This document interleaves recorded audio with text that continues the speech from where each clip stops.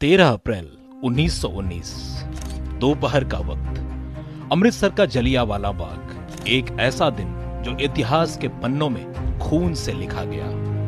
पंजाब की गर्म दोपहर में हजारों लोग बाग के भीतर इकट्ठा हुए थे। कोई बैसाखी का त्योहार मनाने आया था तो कोई अंग्रेजी हुकूमत के काले कानून रॉलेट एक्ट के खिलाफ शांतिपूर्ण विरोध दर्ज कराने। उस कानून ने अंग्रेजों को यह अधिकार दे दिया था कि वे किसी भी भारतीय को बिना मुकदमा चलाए गिरफ्तार कर सकते हैं। इस नाइंसाफी के खिलाफ आवाज उठाना उस समय की सबसे बड़ी हिम्मत मानी जाती थी। लेकिन उन लोगों को यह नहीं पता था कि वो बाग जहां आजादी की उम्मीद लेकर वे जमा हुए थे, कुछ ही पलों में कत्लगाह बन जाएगा।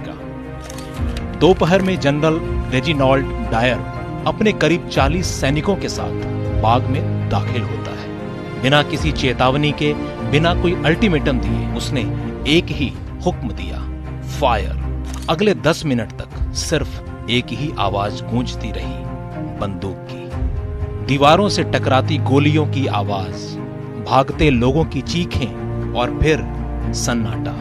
जनरल डायर के सैनिकों ने 1650 गोलियां चलाई। बाग चारों ओर से बंद था। सिर्फ एक संकरा गेट था जिसे डायर ने पहले ही ब्लॉक कर दिया था। लोग इधर उधर भागे, कुछ दीवारों पर चढ़ने की कोशिश करने लगे। कई जान बचाने के लिए बाग के बीच बने हुए कुएं में कूद गए। उस कुएं में आज भी लोहे की जाली लगी है, लेकिन उसके नीचे दबी हैं सैकड़ों चीखें। ब्रिटिश सरकार के मुताबिक इस हत्याकांड में 291 लोग मारे गए, लेकिन भारतीय नेताओं और स्वतंत्र पत्रकारों के अनुसार ये संख्या 500 से भी ज्यादा थी। और अगर ये सवाल उठे कि इस कत्लेआम का जिम्मेदार कौन था, तो सीधा जवाब है जनरल डायर, जिसने खुद संसद में माना कि उसने डर फैलाने के लिए यह कदम उठाया ताकि भारतीय फिर कभी विरोध न करें।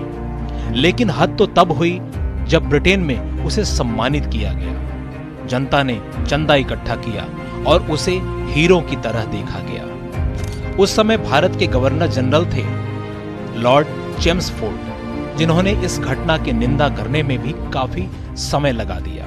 और जब लोगों ने न्याय की मांग की तो जवाब मिला, यह कदम बगावत रोकने के लिए जरूरी था। लेकिन इस त्रासदी ने सिर्फ दर्द ही नहीं दिया, ये क्रांति का बीज भी बो गई। इस नरसंहार की खबर जब 12 साल के भगत सिंह तक पहुंची तो वो अमृतसर पहुंचा, बाग की मिट्टी को अपनी छोटी सी बोतल में भरा और उसी दिन तय कर लिया कि आजादी सिर्फ मांगने से नहीं मिलेगी, उसे छीनना होगा।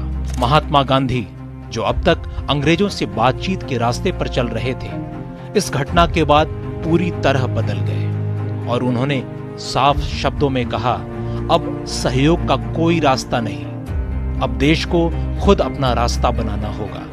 यहीं से असहयोग आंदोलन का जन्म हुआ और उस वक्त के सबसे बड़े साहित्यकार रविंद्रनाथ टैगोर, जिन्हें सर की उपाधि दी गई थी, उन्होंने वो उपाधि लौटा दी।